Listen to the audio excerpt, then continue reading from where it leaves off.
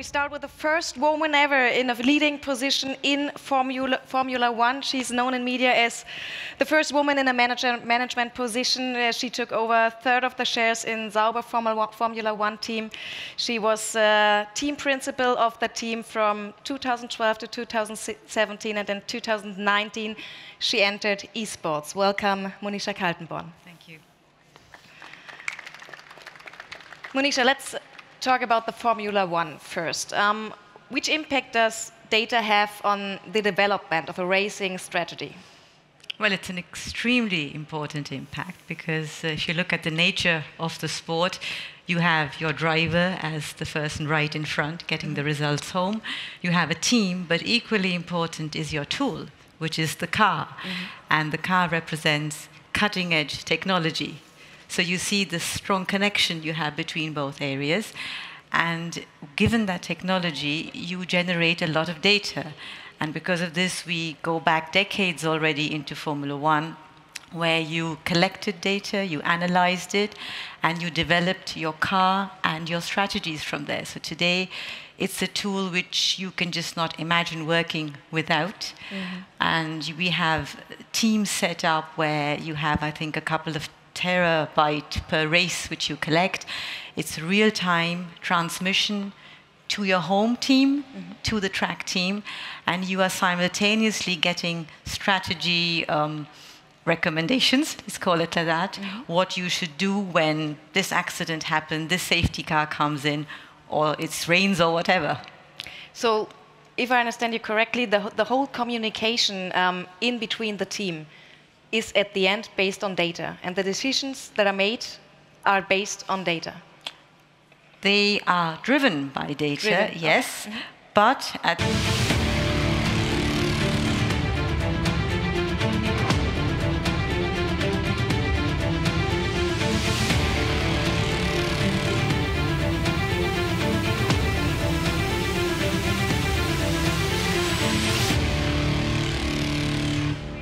We start with the first woman ever in a leading position in Formula One. She's known in media as the first woman in a management position. She took over a third of the shares in Sauber Formula One team. She was team principal of the team from 2012 to 2017, and in 2019 she entered esports. Welcome, Monisha Kaltenborn. Thank you. Monisha, let's talk about the Formula One first. Which impact does data have on the development of a racing strategy? Well, it's an extremely important impact because if you look at the nature of the sport, you have your driver as the person right in front getting the results home. You have a team, but equally important is your tool, which is the car. And the car represents cutting-edge technology. So you see the strong connection you have between both areas. And given that technology, you generate a lot of data. And because of this, we go back decades already into Formula One, where you collected data, you analyzed it, and you developed your car and your strategies from there. So today, it's a tool which you can just not imagine working without. And we have teams set up where you have, I think, a couple of terabyte per race which you collect. It's real-time transmission to your home team, to the track team, and you are simultaneously getting strategy recommendations, let's call it like that, what you should do when this accident happened, this safety car comes in, or it rains or whatever. So, if I understand you correctly, the whole communication in between the team is at the end based on data, and the decisions that are made are based on data.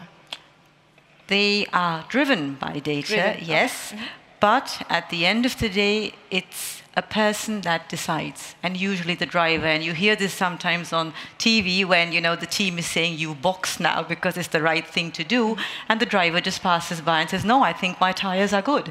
So at the end of it, it is the human factor which makes a difference. But yes, we do base all our strategies before the race, during the race, and for the analysis on data.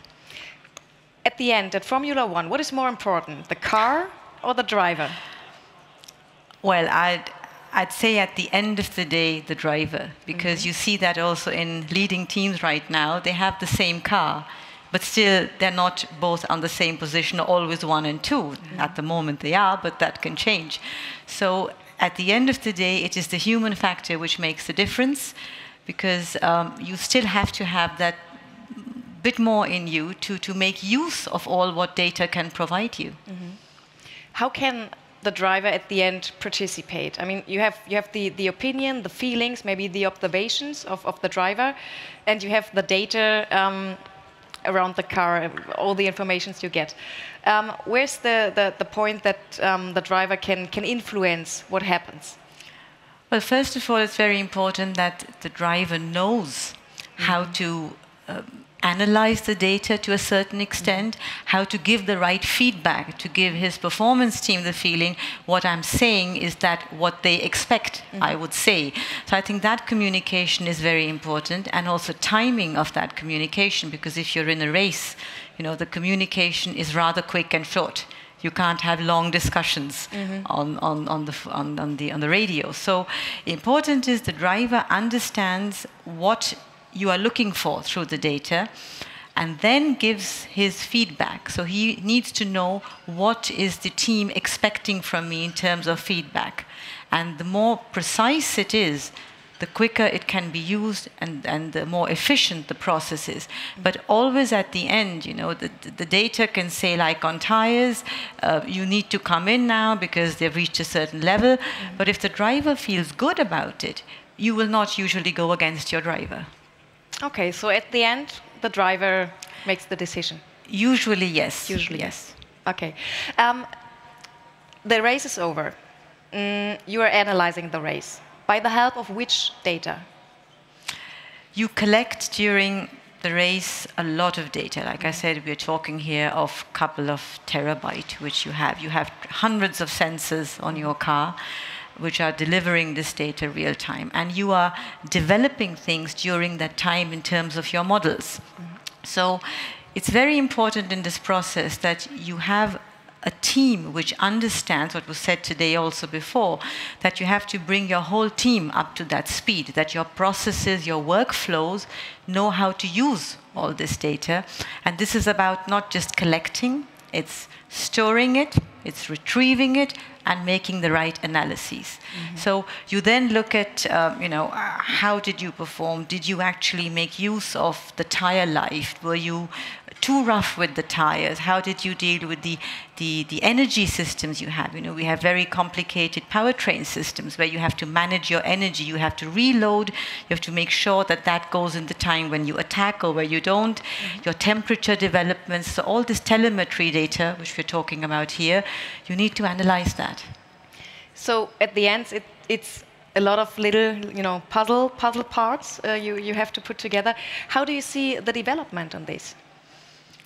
Well, it's going to be, more and more data you're collecting. There's no end?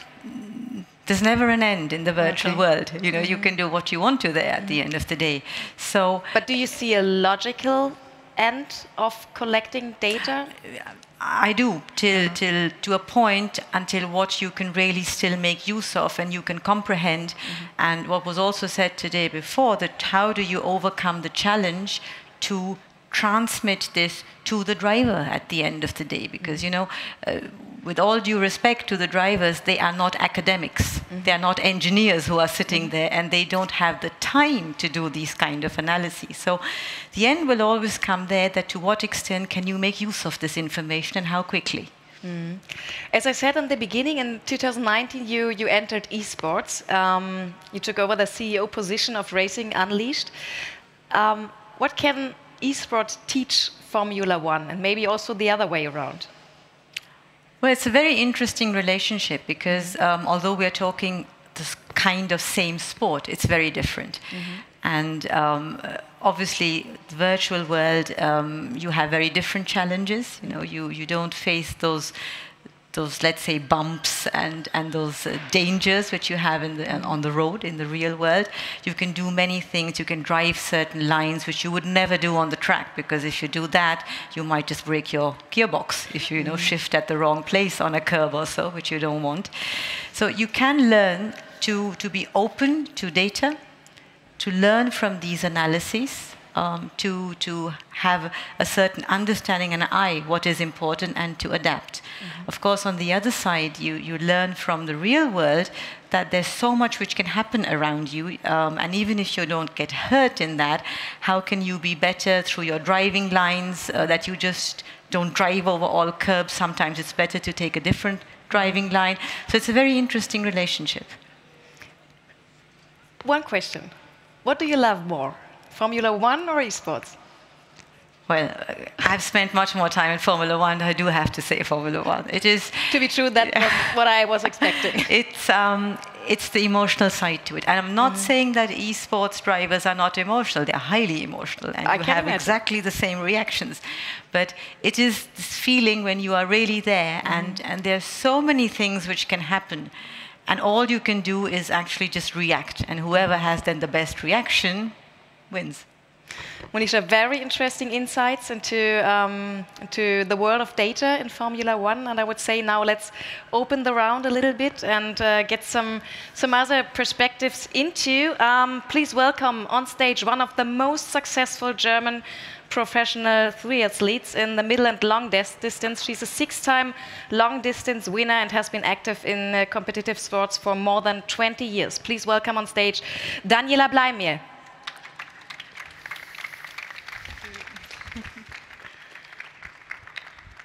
The next, just come to our side. The next panelist has been working in professional sport for over 15 years. He celebrated great successes by winning the World Cup, the gold World Cup medal with the national basketball team, or being with in the legendary EuroLeague playoff series with FC Bayern basketball. And he shares his experiences using data-driven storytelling and analytic questions. Please welcome on stage Jens Leutenecker.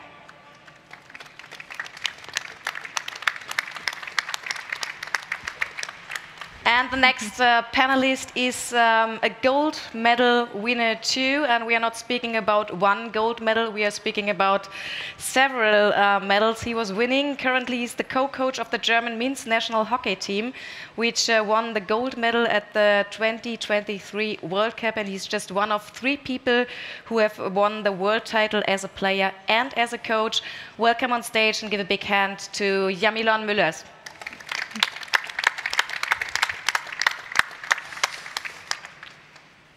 Hello. Welcome, nice to have you here. Maybe we start with you, Daniela. Just give us a short insight into the daily work of a triathlete, because there are so many different sports perspectives in just one sport. What are you doing the whole week? What is your daily business? Yeah, hello, and thank you very much for having me. It's very exciting to be here. I'm a triathlete. That means I have pretty much the whole day to collect data. Triathlon is a very complex sport. You can measure everything like training, recovery, sleep, nutrition, hydration, everything. But it is important to handle all of this and to focus on the right things. So to give you a little insight, so I'm a long-distance athlete. That means my race day is a 3.8K swim, followed by 180 kilometers on the bike, and after that I have to run a marathon.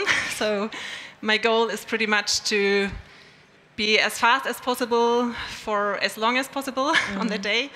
And as you can imagine, it is quite a training intensive sport, so I'm training 20 to 30 hours a week, and that gives me the opportunity to measure a lot. And in my opinion, it is important that you ask yourself, what is your goal? What do I need to achieve this goal? And also, what makes me feel good? And this is maybe the most important question, because yeah, for example, when your phone tells you in the morning, today is a very bad day, you should maybe better stay in bed, or yeah, don't go for training, or the other way around, you feel really tired, but your phone tells you you're fit and you can go for it.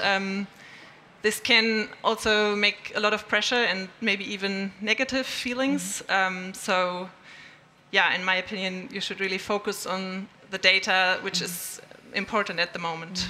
It's somehow a little bit what Monisha said, that the one thing is the data, and the other thing is the feeling that someone has, in that case for the car, and in your case for your own body.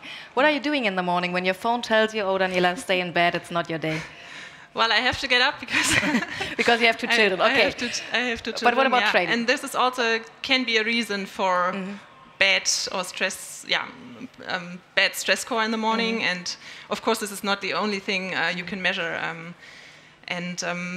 Yeah, I think you always have to think about the basis. So swimming, biking, running. It's three endurance sports which are very different, and you have to combine them as well as possible, so not only on race day, but also in everyday training. And of course, especially in professional sports, you need these data. Best example, like 5 years ago, it was a big advantage going into the wind tunnel and having the chance to measure aerodynamic, wheels, bike position, race suit, all these little details. And today it would be a big disadvantage if you didn't go. So, of course, I want the data, but in the end, I think it's sometimes good to remember why I started with the sport. Going outside, riding my bike, maybe without the time or the kilometers on the on your gadget. And yeah, I just want to say sometimes maybe less is more. That's maybe good. What is really interesting about your sport is that you are moving in different surroundings. You are on the water, you are on the field. Does it mean, Jens and Jami, does it make your work easier because you are just in one surrounding? You are in the arena, you are at the ground outside? I would say it depends. So if it's in competition, yes, that makes it a bit easier because you know the surroundings. If you're talking about training, then it comes down to the complexity, same way like Daniela is training or every other athlete, because you have different parameters you have to follow and you have to deliver. But I think the funny thing is that at the end we're talking about hard data and soft data. Hard data is what Monisha is collecting with the car and everything, all the terabytes to a race. But the soft data is actually the data which, to me as a coach, is the most interesting one, because we're talking about the human performance. And then who is collecting the data, who is delivering the data, and who is literally then interpreting the data with an athlete. That can make a huge difference. So you really have to have the right people on board collecting it, but you also have to have the right people on board delivering the data to the athlete, because there you can really create a lot of damage. Jens, that's a point for you too. One thing is collecting the data, the other one is bringing it into the coaches team, bringing it into the brain and the heart of the players. How do you do that? First of all, I want to piggyback on what Pascal Bauer said before in the panel. And basketball is a pretty standardized sport. It's pretty easy to, let's say, put 5 guys together and have a certain formation. You can hold the ball. You don't have to coordinate 11 people. Okay, so there's a huge tradition for basketball to be created or to be put into the papers, for example, with numbers. So you always, even in the 70s, you saw how many points did Kareem Abdul-Jabbar make or anything. So you were even able to compare it.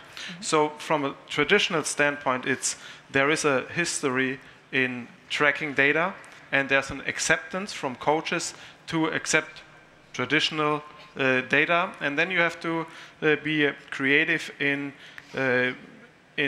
adding value to the coaching process. So I want to give one example, which I also learned, the second ball. Here there was a great study, and it's similar to basketball. So great teams are able to position you in the last third, or they will move you, And after this, they will go on the second ball.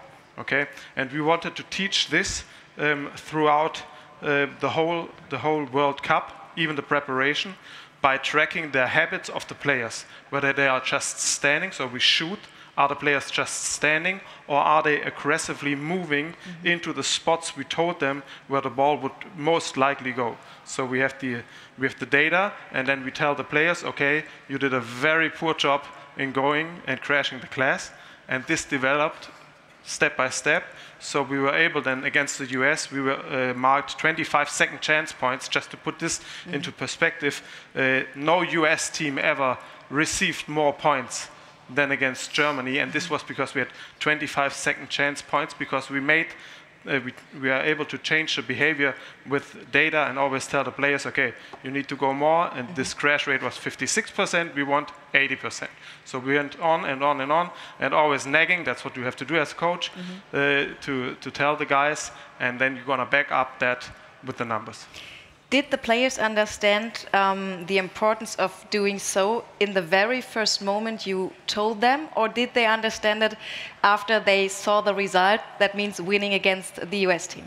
So, first of all, everybody comes from a European point of view, which means you go aggressively for the second ball, okay? Counter-pressing, they have played football as well, so they know that they have to go aggressively. American players, they don't do that anymore. They don't go for the second ball, okay? Because it's just better to get back in the NBA and secure the basket. Europe is a slower-paced team. But we had to convince the NBA guys, like Franz Wagner, who is like, he's like 2'6", to crash the glass. Because we had players, sometimes we had lineups, where our smallest player with Dennis Schröder would be 185, and the next one would Easy Bonga with 2'6", and then 2'6", 2'8", 2'11". So we have to go. We have to send the guys to be aggressively, and they understood, because they saw, okay, everybody is smaller, and we're gonna punch them. Yami, you said there's a difference between soft and hard data. Do you also see a difference in acceptance of those forms of data? Is hard data more accepted in the first moment than soft data by the coach? Yeah, it's coaches have to also grow with using data. That's pretty simple, like the players. So it's really good to have this organic growth of how to handle data, how to use data, and how to use data against or in a way of being supportive to an athlete. So there is, I would say, it's sometimes black and white, and they have to really learn to read the gray areas to be really a support system. So data is there to support the coaches to make better decisions, but also to support the athletes on their pathway. And that needs to be learned. So I think there is about the tradition in your sport where really there is so big data. And our sport, like field hockey or soccer, I would not say we are rookies, but we are far behind from the perspective of being able to use it as really one tool.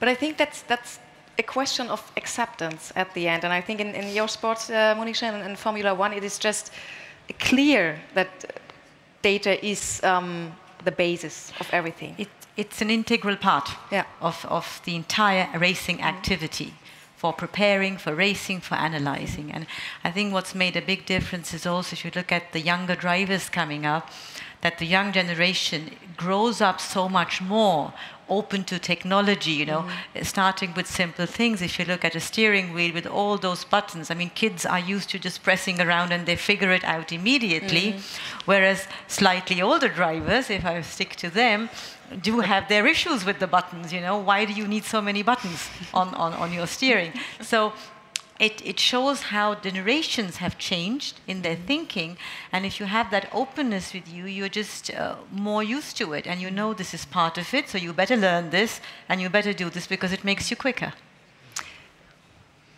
Are there players who come to you to ask you for special data? Are there players who are really interested in the things you can deliver by the help of data? It's very interesting because you can see that younger players, but also players from the NBA, they don't ask for data, they demand. Okay. So I've never received so many workload or work jobs from players like I received in this national team, because the players, they demand, okay, what did I do good, what did I do wrong, and they come automatically to you, and then you give them a stat, and then, okay, tell me, why is this stat important? For example, our best pick and roll tandem, so when two players play together, is Dennis Schröder and Daniel Theiss, followed by Franz and Moritz Wagner. So the ones, they are brothers since 15 years, and the others are brothers since 25 years. So they are very strong connected, and then you need to figure out what other possible tandems could work. So when Mauro Loh and Moritz Wagner are working together, and they seem to struggle from a numbers perspective, you go again with them into the video room and say, okay, what can we do to unlock this two-man combination? So this is something where players actually do come. In my role for Bayern, I'm much more in the terms of analytics, because the team is traveling. We play 80 to 90 games each year, so I'm not always with the team. So then the players would much more come to the assistant coaches, and I would give the assistant coaches data to help the players get better in certain aspects. Okay, but that means there is, on the basis of the players, there is a big openness for data. I say the better players, they are more open. Okay. What about in hockey? It depends on the phase of the season. So we're now talking about Olympics, so upcoming months we're preparing for the Olympics in Paris. Selection date is coming closer. For sure, everyone is really keen to make it as good as possible, to deliver as good quality as possible. But there are also phases which is totally fine, where they don't even care about it. And where you are just get the feeling, okay, if I now start talking to you about data, I will annoy you. And then you say, okay, come on, spare it out. You don't need to do it. So it depends really on status of the player within the group, phase of the season. And I think, again, you have to make sure that you don't over-interpret data. You use it wisely, and you use it in a tool of it's one pillar. It's not the pillar, but it's important, but it's not the important one. Because still, in a team complex sport, there are different factors. Soft factors, we were talking about that. Daniela, your sport is a very, very young one. When you started, compared to now, how did the way of collecting data, the possibilities of data, how did it develop? Yeah, it's huge development. Still, there's happening a lot at the moment. I started when I was 11 years old, so with kids triathlon, and then, Bundesliga and the middle distance, short distance, middle distance, and then, one day the long distance. Most of the triathletes want to do one Ironman in their life, and you did. I'm not completely sure, but 3, 4, 5. I read a few. No, I won 6, but I think I did. Oh, what do you mean? Like? Yeah, how many on the long distance? Yeah, I think about 20. You won 5 on the long distance. Yeah, 6. Yeah. But no, I mean this is over a period of almost 20 I know, years. but even it is amazing. But what I wanted to say, I started and just loved the sport, being outside with my friends. Was a swimmer when I was a kid, and. And then you develop kind of a goal, and now it is my, I'm privileged to call this my job, and to still do it. And of course, I need the data in professional sports, like I said. But I always try to get also back to the basis and just enjoy the pure basis of the sport. And I think, in the end, this is the important. Factor if you want to be successful, because you have to. The main thing is that you have to love to go outside and train, and just have fun on doing what you are doing. I think that's it at the end. Trying to have a look in the future. How did the use of data change your sports, and how will it change your sport even more in the future? Yeah, I think for the coaching, the training plan, or the programs, AI will be definitely coming, or is already there. But also there, in the end, you are always responsible for your body. You have to make the last decision. Am I going on a 6-hour ride today, or am I too tired, or what is my goal? And also to see the sport as kind of an adventure. I think this should not be lost, or I often feel, people feeling lost between all the data. So it takes a lot of the fun away, and in the end, it's an adventure to be able to do an Ironman. Should maybe, Jens, that be, I cannot understand it the same like you, but I have a big respect for people doing this. It's amazing. You know what really. She told me she's never ran a marathon without cycling before. Yeah, of course not. Of course not. I totally understand. It's amazing what you are doing, really. Jens, is there any data you wish to have for the future? Is there anything that you cannot collect now, but you say that would change something in my sport? Well, first of all, in the NBA, there's great data. You have similar installations like we have here right now, or in other Bundesliga stadiums. So this is still Europe. There's still not enough money for this to be installed in all arenas. That would be something which would make my work a lot easier, because you would not have to do so much hand collection, actually. This is something which can be developed the better the arenas get. But it's also a thing of, it's always a competition. So when I do the work, and there are not so many analytics guys in Europe, when I do the work and others don't have any analytics, then we're still in a competitive advantage. So if everybody has the data, then the competitive advantage gets smaller.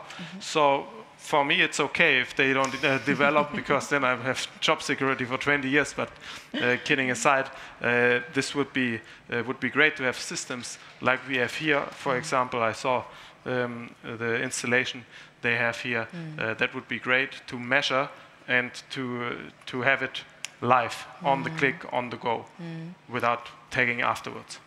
Monisha, is that a competition factor in Formula One too? Because we were just speaking about the car and the driver, but the way of collecting data, the possibilities you have, I think that's a competition factor too, right? Yes, the whole process has to be optimized, from collecting, from saving it, from retrieving it, and then, of course, what software you have to analyze it. So that's going to be definitely something Formula One is always optimizing. I think in terms of amount of data, we do have enough. So it will be more about really getting the right quick software analysis through it. Showcasing probably more advancements on the technology side, safety side, or technologies you can then bring to the road for the passenger cars, coming from there. So these are the kind of things I guess we will look at. You said that it's very important that data and the people working with data are growing together in an organic way. Of course, success helps. What Jens said, that if the players see, okay, it makes sense what he's telling me, it makes sense to act after that advice, they will understand. Is there another thing you can do to convince them to change habits, like Jens said? Or is it just working with success? No, it's one thing is a matter of time. So it's being consistent in what you are doing, consistent in how you deliver the data and how you're using it, not against them, but for them. But I think what helps is that athletes recognize that you are not an isolated system just around this team. It's about how does an organization, a federation, a club is really using data. So, and does it fit to their values? Does it really fit what they are running on the marketing aspect? Or is it just about success? So if it's just about success, I think it's tricky, because then it's on cost of someone. So, and the younger generation, they really get it that it needs to be not on cost of someone else. It needs to be a really holistic approach of why are we doing this? Because you can have the hottest shit on the market, but if you don't implement it wisely, the sky's the limit, budget-wise. You can do everything, but it needs to make sense for the kids and for the boys and for the athletes. And there I'm sometimes struggling with, we need to have more data. I think we need to have effective data and data that makes sense for these athletes, for their targets. And this is sometimes, I'm definitely not against. I'm from the other side, but it needs to be really well thought about. How do we use and why do we use data? But finding the right data, finding the right way at the end means also trying things, making mistakes, finding out what does not work. You have to be radical traditional. You have to be radical traditional. You have your roots in your sport, and you have to respect and care for them and protect them. But you have to be open to be radical, to say, we use something, we do try and error. If it works, we keep it. If not, we pull it out again and we move on. So you have to have this openness in this high-performance environment. But it's easier said than done, because still you have all the different factors that might influence your performance. And it's not only data, it's also the organization, the federation, the clubs. So it's a balance act. That's it. I wanted to say at the end, and that's good to hear, it's the balance between everything. It's the balance between the technique and the machine and the people doing the sport, doing what they love. And that, I think it's a very good word to end that panel. Thank you so much, Jami, Monisha, Jens, Daniela. Thanks for being here. Thank you. Thank you.